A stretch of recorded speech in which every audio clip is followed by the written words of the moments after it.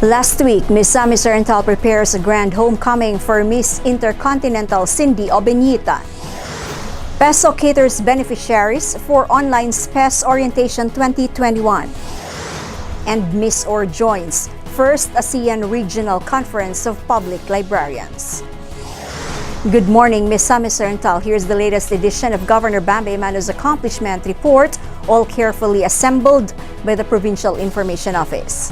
Miss Miss Oriental's queen, Cindy Obenita, finally arrived on Monday, welcomed by a grand homecoming led by no less than Governor Bambi Emano himself to recapture the events. Here's Jane Salimbao. Yes, Jane, it was a delightful and sparkling day as Miss Miss Oriental's queen dazzled every single Miss Mistan in her homecoming. On Monday, August 23, 2021, Binibining Pilipinas Intercontinental 2021, Cinderella Fea Bañera is warmly welcomed by Governor Bambi Emano and the provincial government of Misamis Oriental as she joined the 71st virtual flag raising ceremony.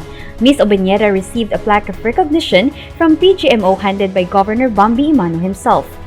Right after the ceremony, Miss Cinderella Fea Bañera received the members of the press in a virtual press conference where she gracefully answered every question raised by the local media with regards to her preparation for the upcoming Miss Intercontinental pageant in Egypt this October. She also made a courtesy visit at the Sangguniang Panlalawigan Session Hall and was acknowledged by the board members through the resolution number 1261-2021 authored by board member Sairi Misaysa Emano, chairwoman of the Committee on Tourism. Accompanying her were Governor Bambi Emano, together with Attorney Jeffrey Saclot and her mentor, Mr. Michael Villamor. Yes, so sa tanan Miss noon, so kagayanons nga nagsuporta sa ako daghan kaayong salamat. I know nga busy mo sa inyong everyday work, but grabe inyong gihatag nga support. So mapasalamaton kay ko. I really have nothing but gratitude to all of you for your unparalleled support. Beyond compare ang inyong gihatag nga dedication and commitment. And I really hope that you would still rally behind my back as I represent the Philippines, Miss Oriental, and Miss Intercon pageant. Know that I am not competing there alone because I have with me, as I wear the sash, I carry all of you with me. So I really look forward to, of course, slaying the Miss Intercon stage, and please do pray for me. I will be praying for all of your safety as well. On the same day, the Provincial Social Welfare and Development Office addressed the immediate needs of the 40 households comprised of 159 individuals affected by the fire incident that happened on August 18, 2021 in Zone 1, Barangay Kasinglot, Tagulwan. An intake interview was successfully held for the corresponding financial assistance that will soon be given to the affected residents. This cause has always been a priority of Governor Bambi Emano for Miss Mistan's utmost welfare, especially during this time of the pandemic. Jane Salimbao, PIO. For Tuesday, the local school board further enhances the education system of the province, while the ever-busy PSWDO delivers another round of assistance in Alubihid. Let's now have Raymark Semanya for the recap. As we enter another school year, the provincial government of Misamis Oriental continues to approve and implement projects for the development of education in the province despite the ongoing COVID-19 pandemic. On this day, the local school board of Misamis Oriental, headed by Governor Bambi Emano, had its 6th virtual meeting for 2021. The members discussed and approved the procurement of printer, bond papers, and ink for Medina Central School, the construction of covered court at Kalatkat Elementary School in the municipality of Alubihid, and the request for 25,000 funding for ECCD for calendar year 2022, and the approval of Special Education Fund 2022. Also, the members discussed the upcoming culmination activity of Brigada Eskwela on September 6, 2021 at Patrocinio National High School in the municipality of Claveria, as the school will soon represent the province in the national level of Brigada Eskwela 2021 Mid-High School category. Present during the meeting together with Governor Bambi Emano were LSB Project Manager Ms. Caroline Neri, LSB Secretary Mr. Jiro Mundo, Department of Education Division of Misamis Oriental, Schools Division Superintendent Dr. Jonathan De La Peña, Board Members Honorable Buboy Sabal III and Honorable Kerwin Jasol de Villa, Provincial Treasurer Mr. Ronald J. Villon, Non-Teaching Personal President of DepEd Miss Or Mr. Mark Laurent Tijano, Misamis Oriental Public Schools Teachers Association President Ms. Maria Asuncion Raffles and PTA Federation President Mr. Eric Mabilin. Expect that in the next LSB meeting, more projects will be approved and implemented in the province as Governor Bambi Emano gives so much importance to education. Still on this day, Governor Bambi Emano through the Provincial Social Welfare and Development Office turned over 24,000 pesos as calamity assistance to the 11 beneficiaries affected by a landslide in Tula Municipality of Alubihid. 9 beneficiaries received 2,000 pesos each, while 2 beneficiaries whose houses were categorized as partially damaged received 3,000 pesos each, with the additional 1,000 pesos coming from board member Dexter Yasay.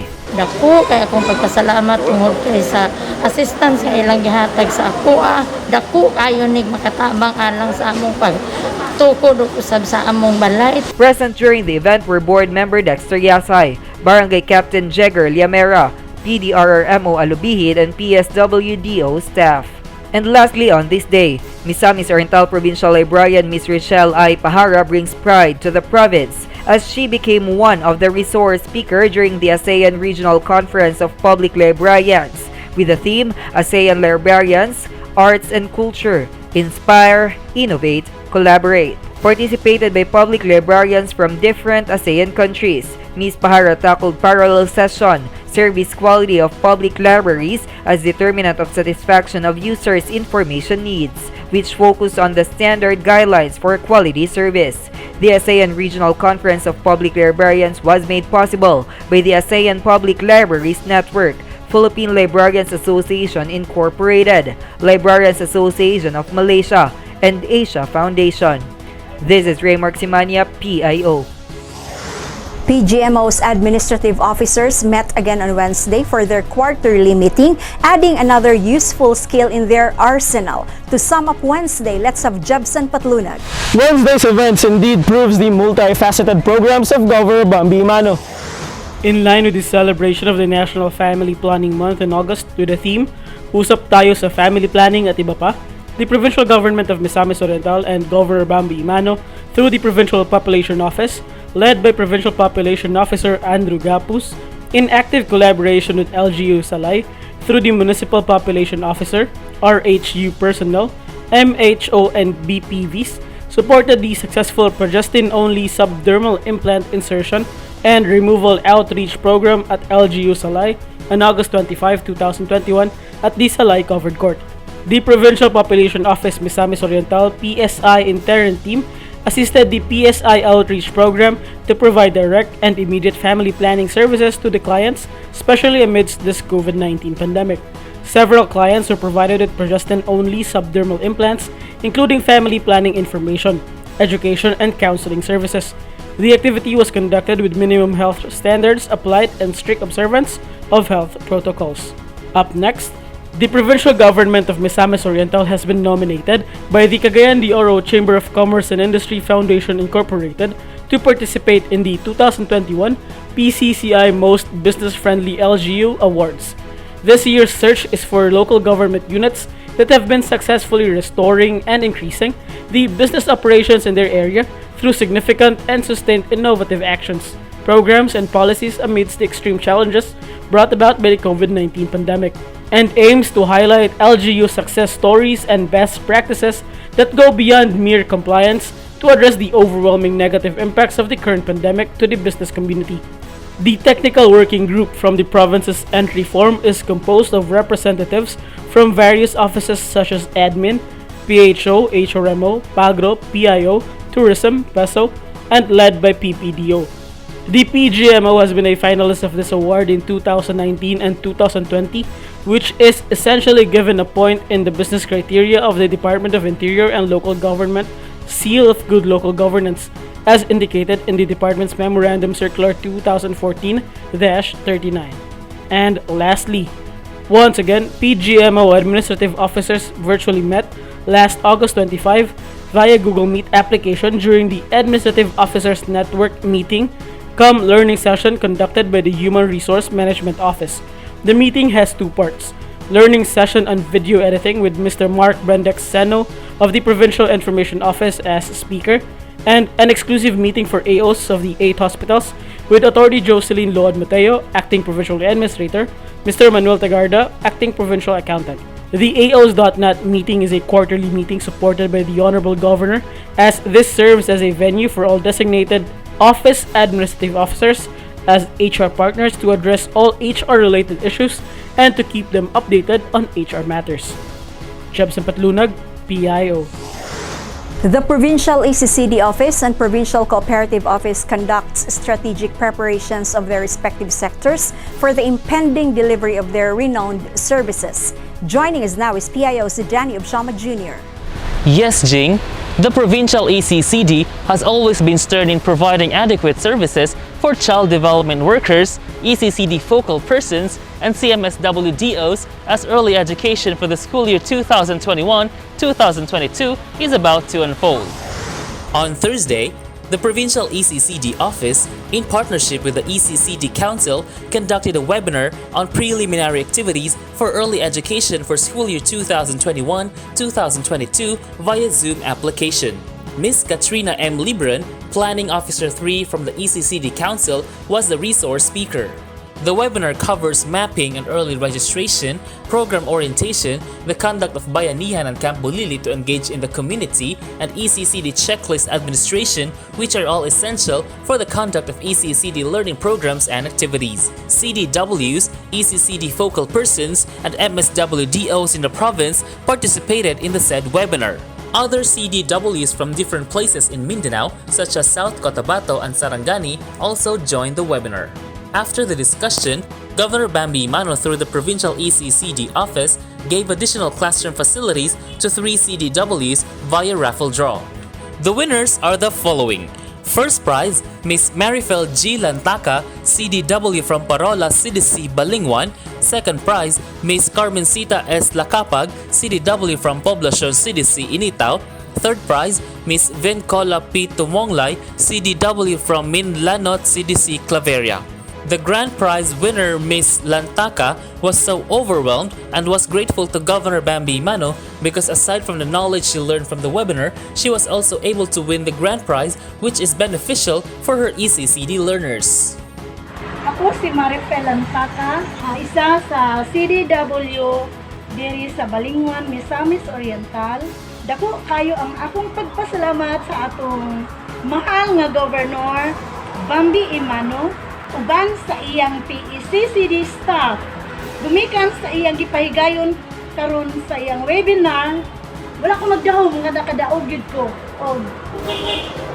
Grabe gyud ang akong kalipay tungod kay grand prize pa gyud ang akong nadaog ba. Additionally, on Thursday, the Provincial Cooperative Office conducted an on-site visit of the new Mindanao Transport Service Cooperative situated in the municipality of Opol. The said cooperative requested financial assistance worth 350,000 pesos for additional capital to purchase extra 5 units of autocars for taxi use operation. If the said request will be granted, Neminsco will utilize the financial assistance to provide public land transport services primarily to members and the commuting public and to attain increased income, savings, investment, and productivity. Ensuring also the viability of the cooperative through the utilization of new technologies and economies of scale to provide optimum social and economic benefits of its member. Danny Vertudazo Obshama Jr., PIO. The Provincial Administrator's Office on one end, the Extension Office on the other, all direct their efforts on Friday for the betterment of Misamis Oriental. To break down the details, let's have Gio Denke. With Governor Bambi Emano's undying support and his love for the province of Misamis Oriental, indeed, great achievements were attained for this day. On Friday, led by the Provincial Administrator's Office, all the departments and offices of the provincial capital joined in the cleanup activity of the capital premises from 2:30 to 4 p.m. The activity aims to ensure cleanliness and orderliness in the offices and within the provincial capital premises. Thus, all offices and departments were hereby directed to clean and disinfect their respective offices and the surroundings and areas assigned to them. The said areas will be checked after the cleanup activity. Moreover, this activity shall be conducted regularly every first Friday of the month, starting September 3, 2021, 2:30 to 4 p.m.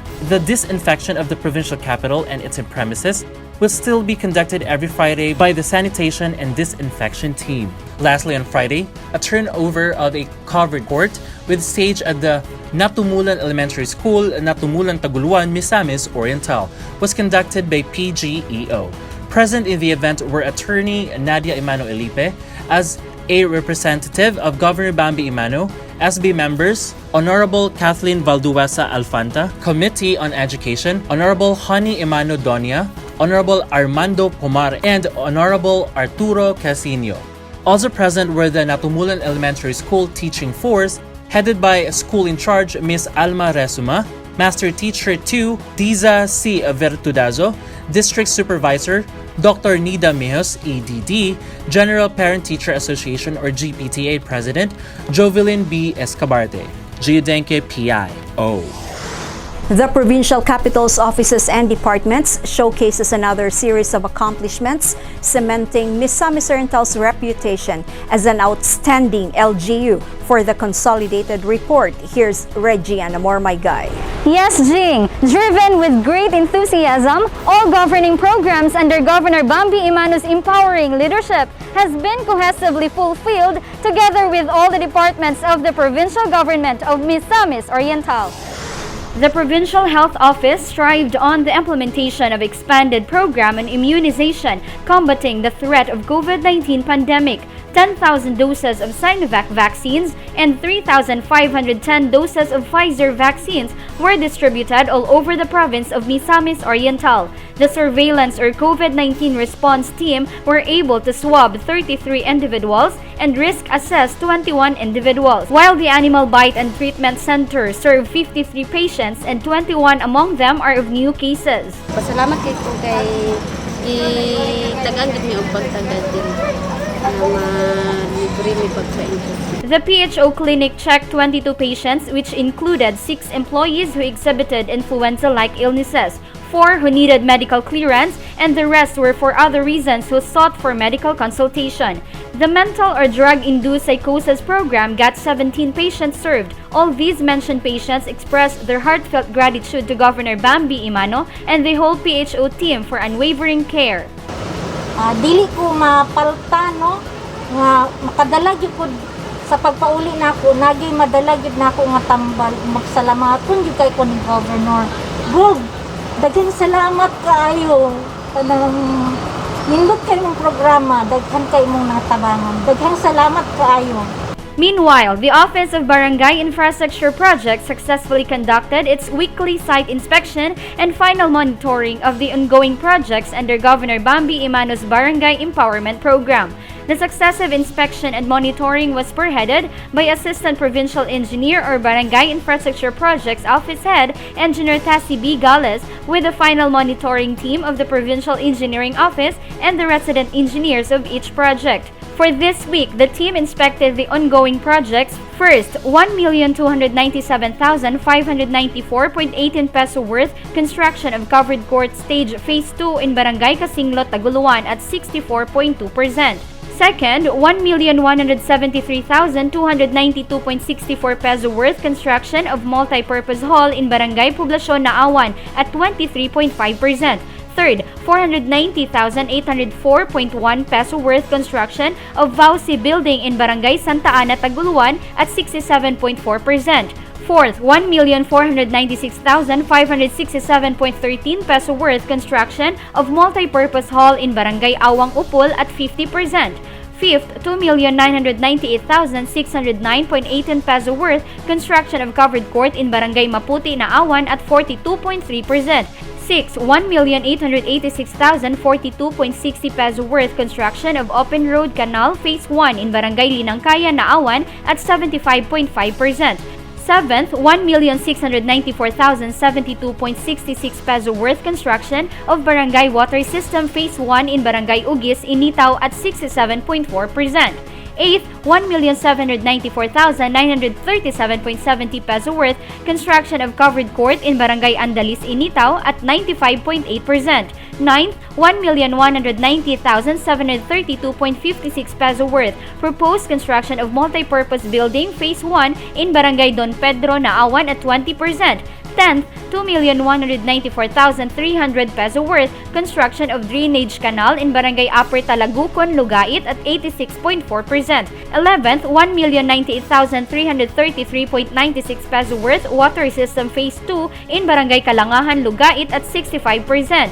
12, 599,345.29 peso worth road concreting in Barangay Patag, Mantikao at 93%.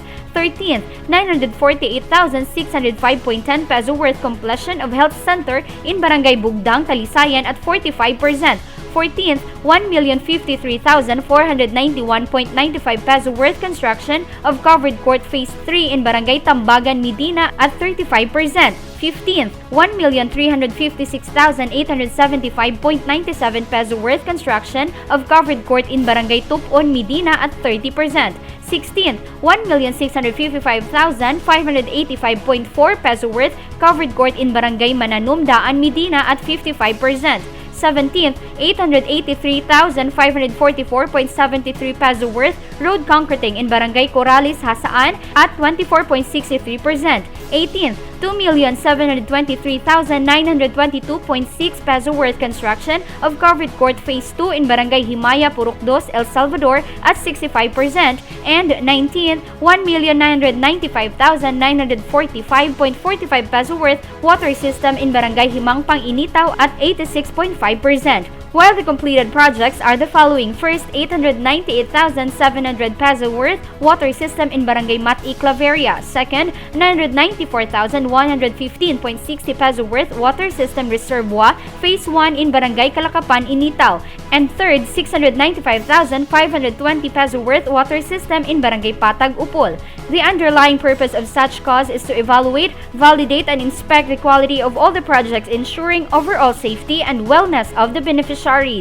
Also, for last week's update, Scholar ko ni Bambi led by Ms. Jaira Silos continued the distribution of educational assistance worth 2,500 pesos each per semester for all IKNB scholars. Kang Governor Bambi, daghang kayong salamat sa iyang kanunayong pagtabang kanamo sa among pag-eskwela ug hope nga more blessings to come and kanunay gyapon niyang pagsuporta kanamo ug uban sa among paglambo. To note, a total of 597 scholars from the municipalities of Sugbong-Kugon, Balinguan, Magsaysay, Binuangan, Taguluan, Salay, and Lagunglong received the said financial assistance for school year 2020 to 2021. The presence of provincial board members together with the LGU officials on the mentioned municipalities enjoined a series of events that became a reason to celebrate, for it strongly aligns with Governor Bambi upholding greater the pillar of education. To continue, Provincial Social Welfare and Development Office successfully turned over a total of 3 sacks of rice, 80 food packs, and 3 wheelchairs within the week. This initiative corresponds to the immediate need of Misamisnans affected by focused containment due to the risk of COVID-19. So with the giving of assistive devices to persons deprived of liberty due to the medical reasons and old age, are grateful to the provincial government that they can always lean on to. On the other hand, spay and neuter services were duly conducted by Provincial Veterinary Office, wherein Barangay Kabog in the municipality of Medina benefited from the provincial government's program. A total of 93 dogs and cats were operated, and through the help of the Municipal Agriculture Office of Medina, the event has been made possible. ProVet strengthens this cause to prevent, if not stop, the spread of rabies cases in the province. Another milestone happened spearheaded by Peso Miss Or as the week-long virtual orientation for Special Program for Employment of Students or SPES was successfully conducted per cluster for the 1,000 SPES grantees within Misamis Oriental. Governor Bambi Emano became the speaker together with the DOLE's Provincial Director Jose Errol E. Natividad, provincial board members, and attended also by municipal or city mayors, vice mayors, and area and municipal or city SPES coordinators. Since year 2013 up to present, the provincial government of Misamis Oriental under the strong leadership of Governor Bambi Emano has been consistently intentional on providing opportunities to students and out-of-school youth, especially those who come from the less privileged families who have great potential and willingness to pursue their college education. At the same time, the week-long array of events merged with the PDRRMO's essential participation on the Rapid Damage Assessment and Needs Analysis Training course happened through virtual teleconference. This is in response with the rapidly changing landscape of emergency management in the country, wherein the Office of Civil Defense Regional Office Number 10 conducted a blended Rapid Damage Assessment and Needs Analysis Training course. This aims to capacitate all personnel of the office with the necessary knowledge, skills, and attitude required in utilizing the specified disaster response prescribed for life-saving interventions and to communities affected with disasters. Moreover, Provincial Governor's Extension Office under its overseer, Attorney Nadia Emano Elipe, continued extending its utmost services amidst the challenges of today, starting off with the office basic services from the Health Office. Dr. Maria Bibina Tagarada Casino catered 224 clients for a free medical consultations and free medicine, while 3 clients were provided with the 3-in-1 services, availing free embalming, free coffin, and free transportation. In addition, PGAO assisted the distribution of educational assistance to 240 IKNB scholars in Taguluan for the second semester held at Barangay Sugbungkugon, Taguluan, while at the same time, the office turned over 1 wheelchair to 65-year-old Mr. Eduardo Calayca from Barangay Gracia, Taguluan, and 1 water hand pump and pipe were turned over to Miss Marivec Gaas from Barangay Poblacion. Daw ay tabang si GYVBE sa mga labi na si Attorney Nadia labi na sa pagskwela diya sa TCC Taguluan Community College. Kini ako nadawat nga 25 so dako na katabang labi na sa pagskwela.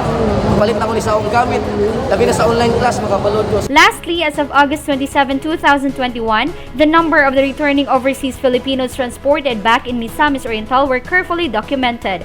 From August 20 to 26, 2021, returning OFWs in Misamis Oriental numbered 61. In addition, locally stranded individuals numbered 371, and the number of returning OFWs and locally stranded individuals billeted at Marian Suites by PGMO are 14. This is in line with President Rodrigo Duterte's Balik Probinsya program, of which Governor Bambi Emano is supportive because he wants to ensure that the arriving Misamisnons are carefully attended to by the PGMO. Rajian Amora Tunal Maygay, PIO. Leaders will always be challenged by the people to be more than average and exceed expectations. Governor Bambi Emano is no different. Once challenged to do herculean tasks that many would decline, yet he triumphed over all difficulties. Now it is his turn to challenge us. Do we have what it takes to meet our own expectations? Do we have what it takes to be at par with our governor? In Governor Bambi Emano's remaining 304 days in office, let us prove ourselves and him that we can be more. Jinky Rossi, PIO.